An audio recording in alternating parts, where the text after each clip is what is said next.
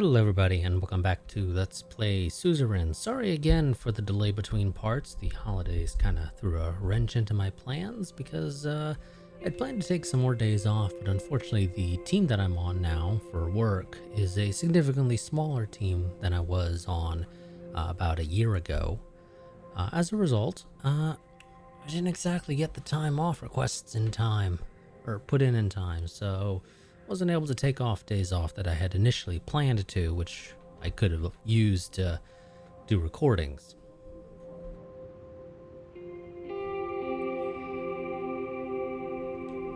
But hopefully I'll be able to sort of get stuff squared away and actually get into a routine that doesn't have weeks sometimes between parts, or rather between sessions, because I do typically record 2 parts back to back. But nonetheless, let me get my timer started. I believe we already checked through that last time. So let's see, the only thing we got on our plate right now is a meeting with Gloria Tori on the planned reforms. I arrived at the Grand National Assembly, which was only a 5-minute drive away from the palace. Today I had a private meeting with Gloria Tori, one of the leading figures of the USP, to get her approval for the proposal. She was also key in reaching 150 signatures to propose the new constitution, as she had extensive control over our party's conservative and moderate wings. As I walked through the corridors of the Grand National Assembly, I was confronted by my memories of the historic building. Despite being a member of Assembly not long ago, it now felt like the distant past. I walked into the left wing of the assembly, which currently acted as the quarters of the USP. Gloria's office was the first one inside. I knocked on the door and entered. Good morning, Miss Gloria. Miss Tori. Good to see you here, Mr. Rain.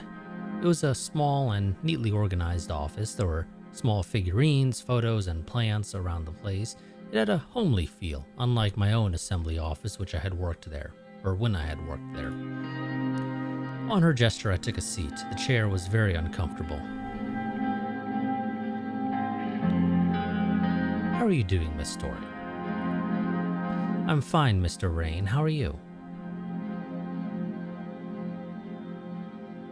Well, I'm very happy to see you, Miss Tori. It's been a while. Indeed, Mr. President. She smiled. So, how does the presidential chair compare to the ones in the assembly?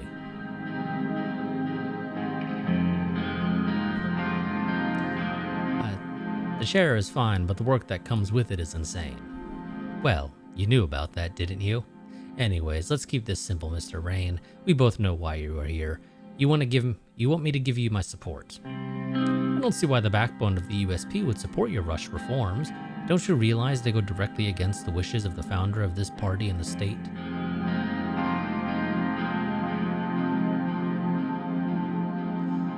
The reforms are not against anyone. It's all in the name of democracy. In the name of democracy? Even though you owe everything to Colonel Sol, I think you never liked him nor the party he built.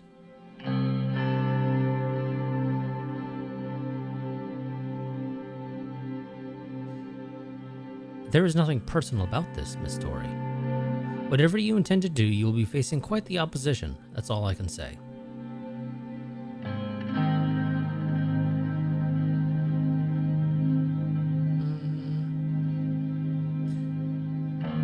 I'm sure we can make a deal. I'm not so sure about that, especially when you're trying to decrease the electoral threshold. You must know this will mean bringing the communists into the assembly. You probably have a deal with either them or maybe the PFJP. Friends seem to be positive about giving you support, too.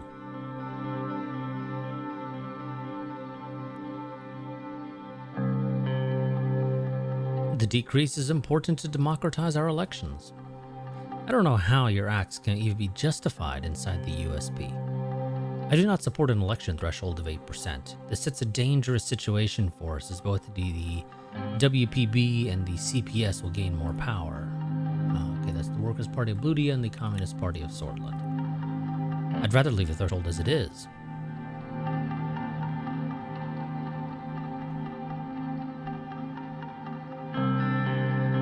Would that ensure your support? I don't know what to say before seeing a commitment from you, Mr. Rain.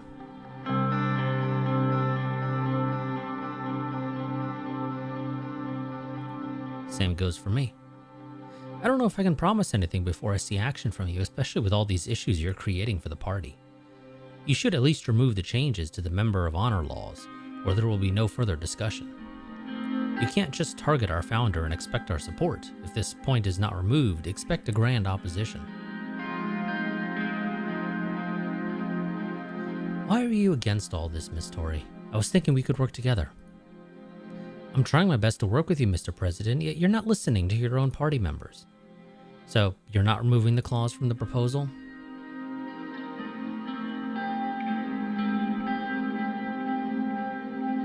Why would I? No, we could talk about the other clauses instead. It seems you don't understand. All right, Mr. President, I'm sorry. I won't be able to help you. I wish you luck gathering the signatures you need. She suddenly stood up. I must get back to work. Thanks for stopping by, Mr. President. She extends her hand to me for a shake. I'll shake her hand. This doesn't mean we won't be able to cooperate on other matters. I hope to speak again soon. Albin in the Reformist Wing was my last hope to get the needed 150 signatures for the proposal. Even then, it looked quite uncertain if we could get 166 votes in the assembly. I went outside. Sergei drove me back to the palace where I met Lucian and told him the bad news. Technically speaking, we could have raised the threshold back to 10. I don't think that realistically would have penalized us in any way that matters. But also, I think it's kind of a stupid threshold.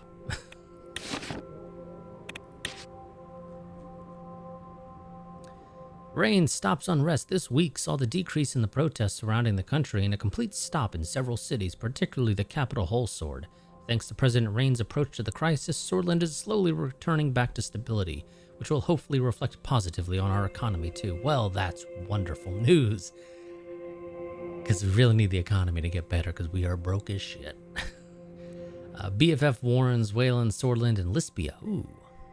In a startling announcement, spokespersons of the Blutish Freedom Front have released a statement condemning the governments of Sordland, Lispia, and Wayland for their mistreatment of Blutish citizens.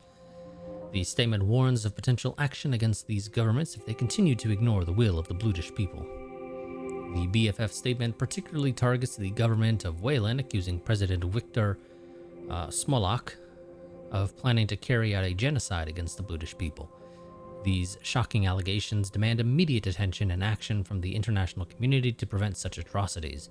It is high time for these governments to listen to the voices of their Blutish citizens and respect their rights and freedoms.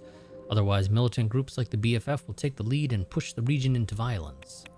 Well, that doesn't sound very good to us now, does it? Oh, Lucian wants to play chess.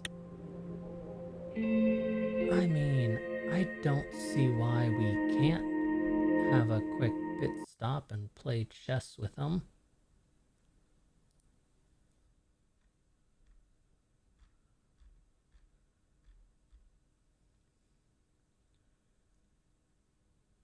Let's see.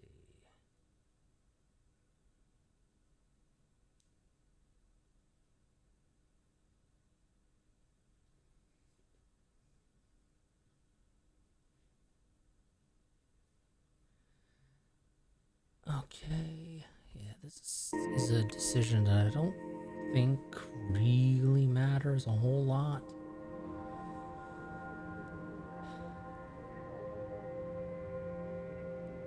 If you play chess, Monica's opinion of us goes down and Lucian's opinion of us goes up. If we don't play and relax at home with family, Monica's opinion of us goes up and Frank's opinion of us goes up. Lucian's opinion of us does not change. I'm going to be honest, I think generally speaking, our biggest issue is going to be having Frank like us.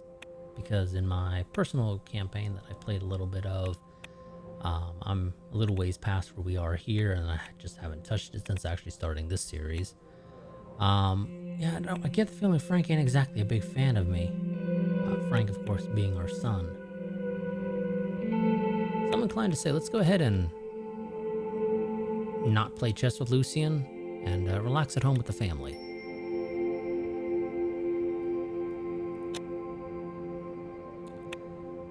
Okay, we have nothing else. Let's go ahead and do a meeting with Albin Clavin. After our meeting with Gloria Tori and further discussions with the party and my cabinet, it was time to talk to Albin Clavin to get the reformist wing to support the proposal. I also plan to finally present a more fleshed out proposal and declare our agenda to the party after our meeting. I walked into the left wing of the assembly and entered the quarters of the USP. When I reached the meeting hall, I saw many of our members conversing inside. After taking a glimpse inside, I went back into the corridor to look for the office of Albin Clavin, which was around the back of the place. When I reached his room, I knocked on his door and entered. "Mr. President, welcome." The whole room was surrounded by bookshelves packed with files and papers. It was a small office, with books and dossiers laying on every corner. It felt claustrophobic.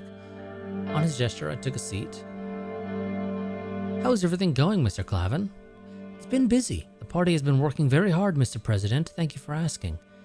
How's it going for you in the palace?" "I'm feeling pretty good." "That's great to hear. I wanted to express my gratitude for passing the Workers' Rights Act. It is one of my most comprehensive and successful political efforts."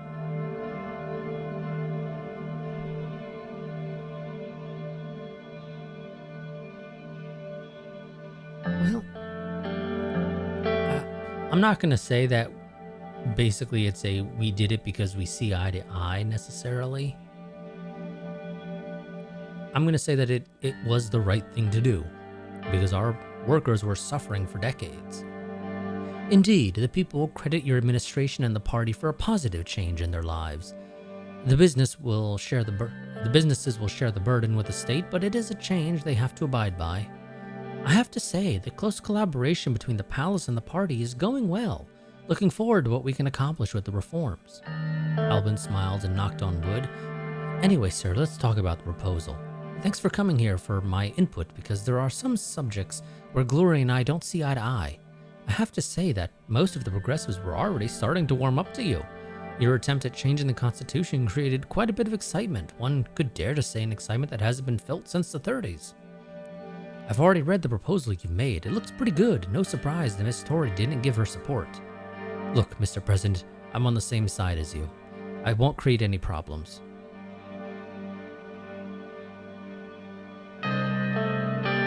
"Thank you, Mr. Clavin. Any help from you is much appreciated." He looked down at the proposal. "It's looking good. I will support the proposal and get the needed signatures from our wing. I believe the reformist votes that I have will be very important to you. Who knows? Maybe you'll consider me for a job in the government in the future for this."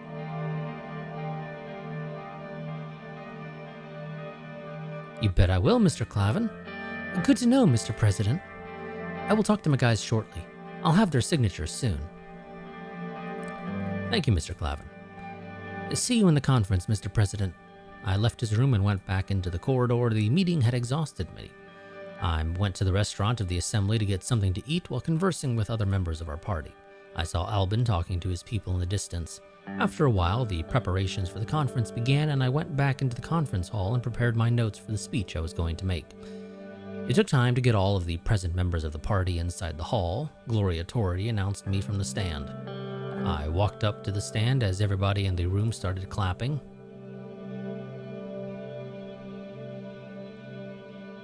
Let's go with,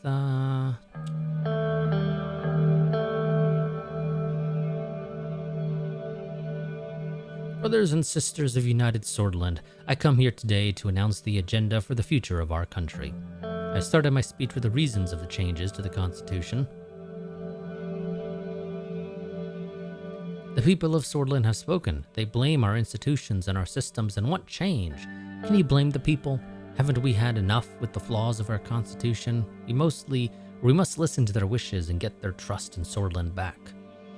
I paused as they started clapping and continued.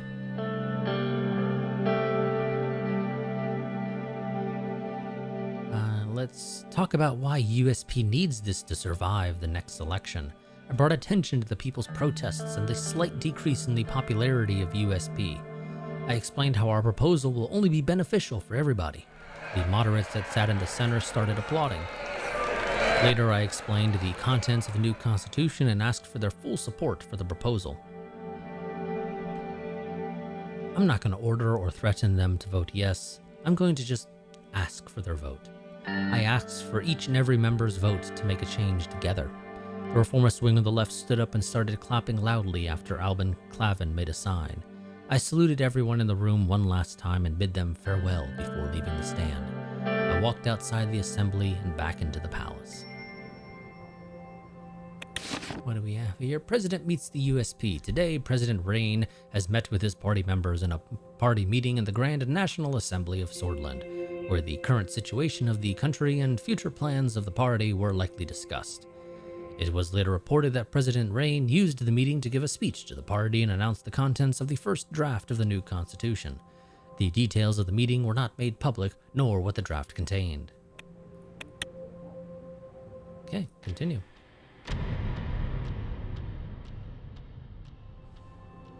Balance of power, and I missed that last bit. Let's see. Archaic state of Sordland's conscription laws. Dear readers, or dear reader, I ask you this. What year are we in? 1880s? 1920s? The matter I am writing about is, of course, mandatory military service again. In times when there are no active wars, why do we still need to have these archaic conscription laws? Let me ask that. It is because someone profits from it. Not only does this make the warmongering solists happy, it also works out for large defense corporations. The oligarchs are now swimming in money, while we have to send our children away when they come of age. We are in the modern age. If we want to modernize Sordland and catch up to the superpowers, if we want to lose this militaristic identity so that we can intellectually prosper, mandatory conscription laws need to go. I believe we get three choices on that. You can either repeal it completely, I believe go with something that's akin to,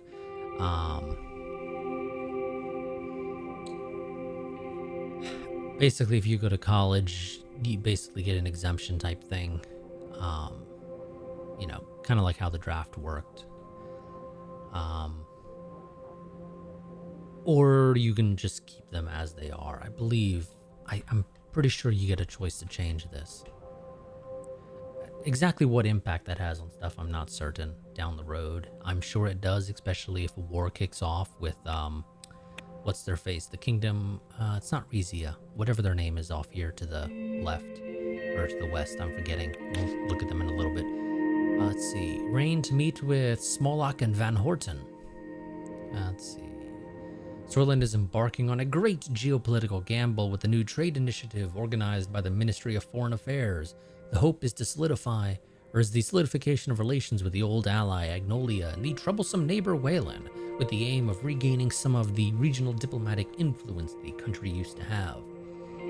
Each of these countries have different agendas which will create some difficulties for President Rain. PM Van Horten, who was elected through a powerful democratic movement, wants to reimagine trade with Sordland, while President Smolak of Wayland is looking for new foreign investments and security cooperation against rebellious Blutish movements at the border. Lispia and Vogsland are watching Sordland's actions very closely and are sure to react to any sort of balance of power shift. What was their name over here? Roomberg. There we go. God, I don't know why I was feeling so bad to remember their name. Infrastructure at full capacity in Benfey. That doesn't necessarily seem like a good thing, of course.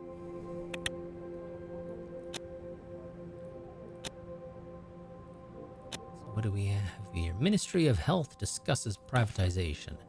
The Ministry of Health has begun working on a health report with a proposal to allow privatization in the health system to potentially generate new resources for the ministry. Minister Benawal is personally overseeing the discussion and the report with top aides, including members from the National Business Council. Wonderful, wonderful. Let's see, Arkazi is offering aid. Arkazi has reached out and offered aid in return for Air Force access.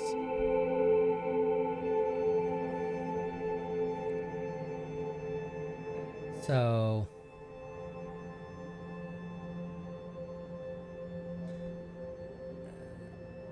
this one, we'll go over it in a little bit, I guess. Arcasian Foreign Minister Laurent Martel has proposed an extensive aid package for Sordland. This package includes financial assistance, logistical support, and equipment aid. In return, Arcasia seeks refueling and repair access at Sordland's Erlori Air Force Base, in addition to occasional flyover rights in Sordish airspace. Arcasian President Dwight Walker has personally assured this agreement aims for peaceful objectives. So, accepting aid from Arcasia provides valuable cash, but prevents allying Vogsland or joining the CSP. It upsets Issof and the army, but not as much as accepting aid from the communists does. Can still trade with Vogsland if we accept Arcasian aid, but it will have to recognize their claim to Heligeland to get the deal, and they won't recommend us to Leon Malinev. As if I care about that, really.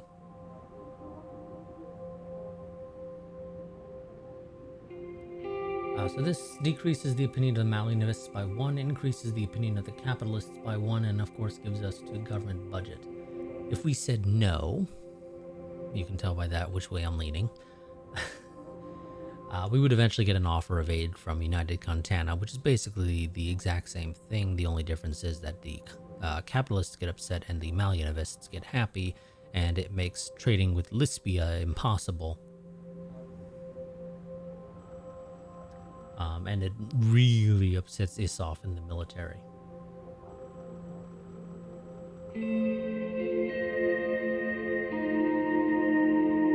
Now, granted, of course, because I believe we chose to lean west towards the ATO, we actually would not get that offer. So this is basically we decide if we want to go alone or not type thing, or, try to sit in the middle.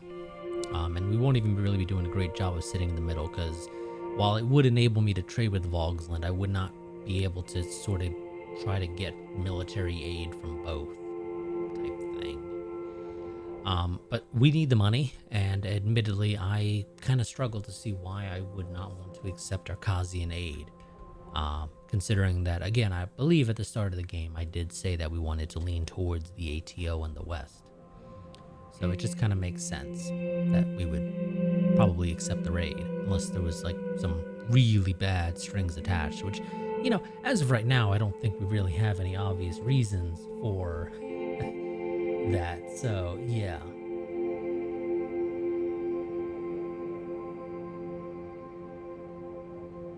So we're going to accept Arcasian aid and give access to the base.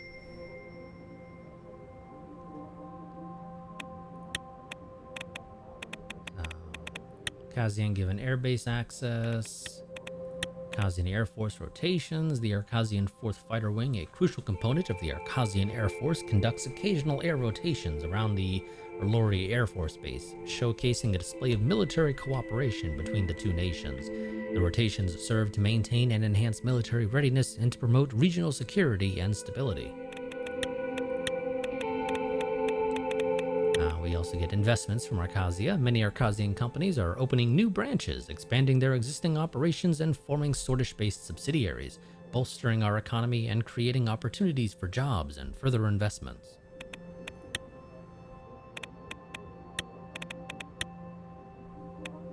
As part of Arcasia's considerable aid package to Sordland, including financial, logistical, and equipment support, they will gain yada yada yada. That's basically just a repeat of that one. The agreement is indicative of President Rain's strategy to strengthen ties with Arcasia, potentially leading to broader alignment within the Arcasia Treaty Organization. Let's see, and of course Radical is upset about this because they would rather us take the go-it-alone strategy, which I think is a stupid idea considering that Brumberg is not a minor nation. They're up there capable of rivaling the likes of Vogsland and Arcasia. I mean, hell, they lead their own faction. If war were to kick off, I'd rather be able to have somebody that I can call for help. Now, of course, the downside is there's no guarantee necessarily that Arcasia would actually come to our aid.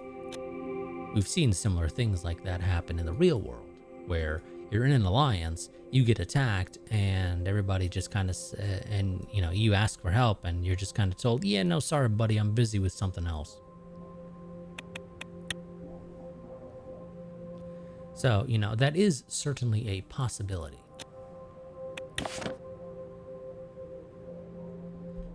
This is, condemnation from United Cantana. They're upset about this. I don't know why, because they weren't going to offer us support anyway, since we had said at the start we wanted to lean to the west.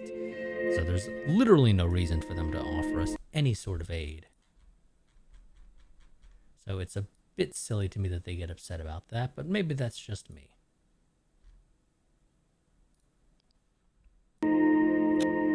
Okay, so we have the Religious Harmony Bill. In an endeavor to promote religious harmony and unity, the Grand National Assembly introduces the Religious Harmony Bill, RHB, establishing regulations for religious affairs across Sordland.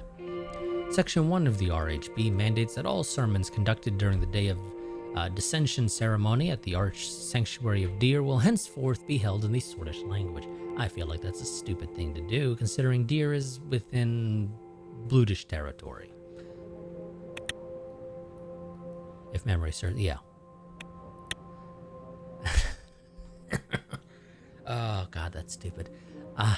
This move is aimed at promoting inclusivity and common understanding among worshippers.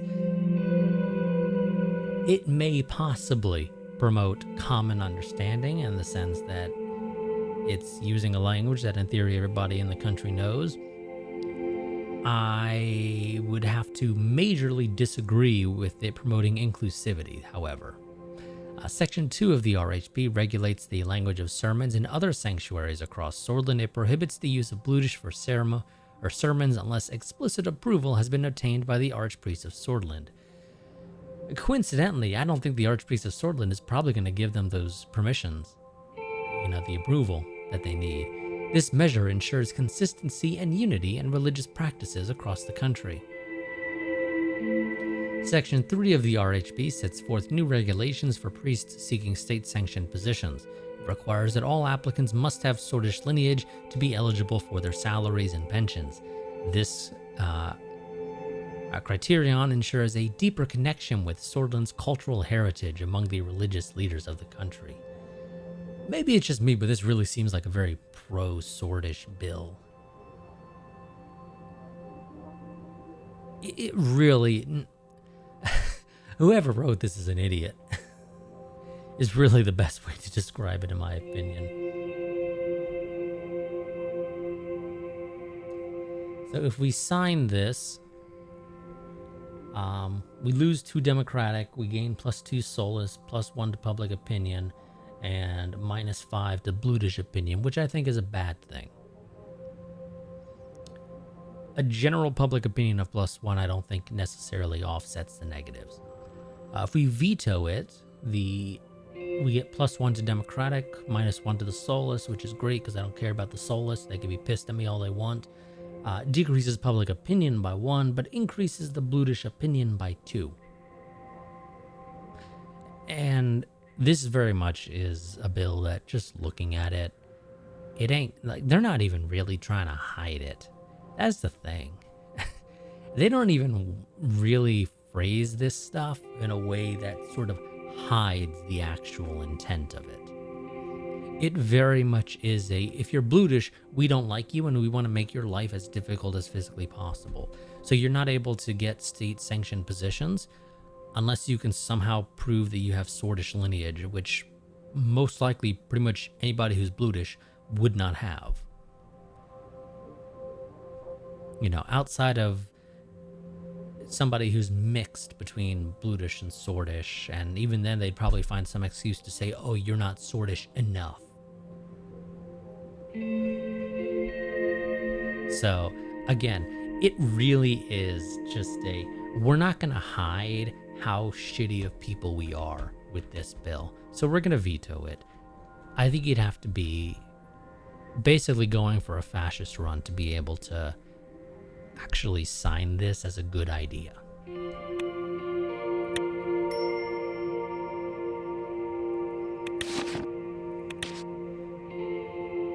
And of course, Radical is happy about this one, so, you know, they...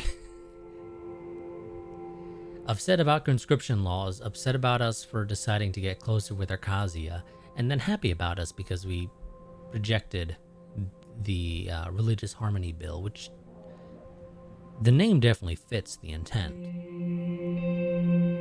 But the actual wording of it is clearly against what the name would imply it's for.